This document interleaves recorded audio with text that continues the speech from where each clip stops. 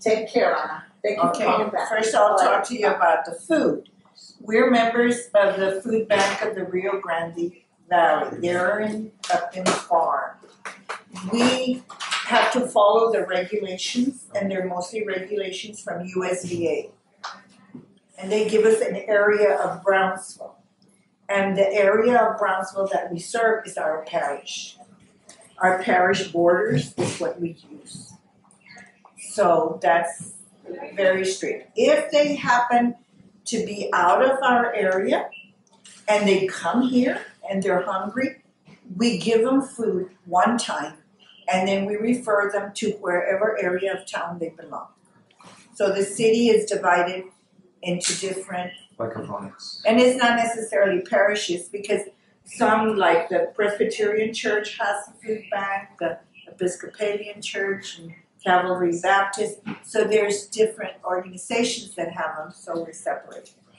Okay? So that's the food part. So then as the clothing, people donate and we put out boxes there, the same clients will pick their clothes. Okay, and but you do provide monetary funds for our youth to be able we do. We provide the money for our youth so they can buy the groceries that they need and to go serve over there. That we do. From the money that we receive. So we have different positions, like we have a receptionist, and she does the first screening, then takes their information and then passes it on to the interviewers. The interviewers. Another one of our volunteers. The interviewers interview the client, find out their address, phone number, how many adults and children, enter it into our database, and then they give the groceries that are prepared by somebody else, then the people in the back are the packers.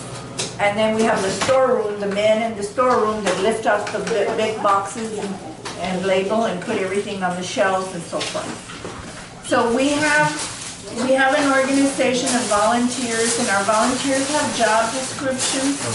They know what they have to do. And sometimes we cross-train and everybody does everything.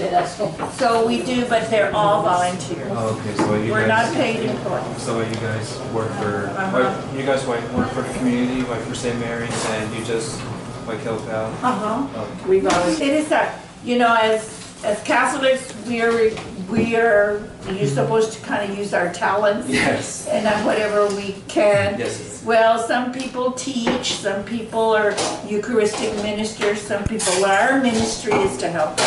Oh, just like. So that's how we do. Okay, and the volunteers, like, do you like check, like, background check them, or can anyone just volunteer? What do you mean, background? Oh, no, we don't do background checks. We're just volunteers who come in here. But they're parishioners, they're registered at the church. Oh, okay. We see them every Sunday, we pray with them. So. Except they deal mostly with adults. It's not the children that are coming here to ask for food or clothing. It's the adults, and that's why they're not required to go through that. Whereas our volunteers that help out as catechists, they are required because they do work with teach. adults. Yes, I work with children. And the majority of our clients, believe it or not, are seniors that are on fixed incomes. Yeah. The elderly. The elderly that live in our parish. So every parish is different. Our parish happens to be mostly the majority of the people that come for our help are seniors. We do have a lot of families, but you know, the majority are 1 or 2 household members in the family. So that's how we do it. Okay, so. And that's in the food area. And then we have the clothing, which is another off room over there. You can see. Why can we take a yeah, I'll show you. Right here is where we is where we pack, and these are our volunteers that help us in the packing of the groceries, so that everybody already gets their groceries for that. We try to give of the food groups a little bit of every food group, to make sure that their nutrition is adequate. We give grains, we give vegetables, we give fruits and juices. We give staples like rice, beans, and pastas. And we also, what else we give? Cereals. Peanut butter is our protein, and eggs or milk or chicken, whatever they send us for that time. And so this is our assembling of the groceries. Right here is where our groceries come in. We receive. The big trucks come into the side of the building and they deliver the food. We receive it and it comes in here and we store it. All our food is stored properly according to regulation. We have the FIFO, first in, first out. We date everything so that we make sure that we don't keep things here very long. They move fast. And so all of this are our things that were groceries from here. We move over there, they assemble, and then they put it in the cart. We put them in carts over here.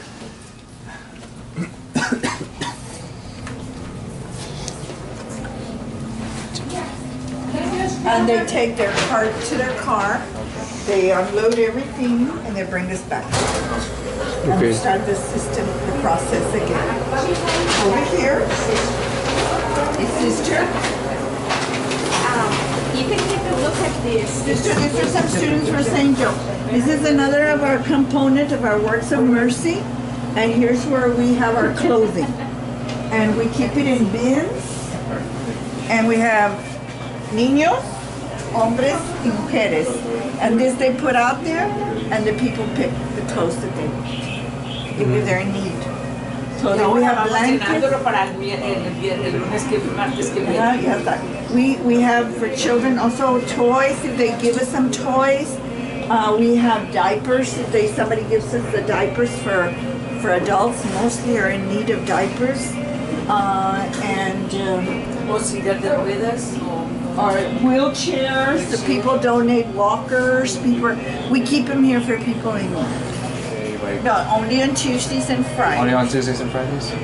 And who founded it? It started out when it was first the St. Vincent de Paul Society many years ago, and they used to go and help the people. And then it grew and grew, and as it grew, we developed a ministry for it. And then somebody donated some money and they built the building. Because always in the churches, the big problem is space. We need space to have an operation like this. And everybody's a volunteer.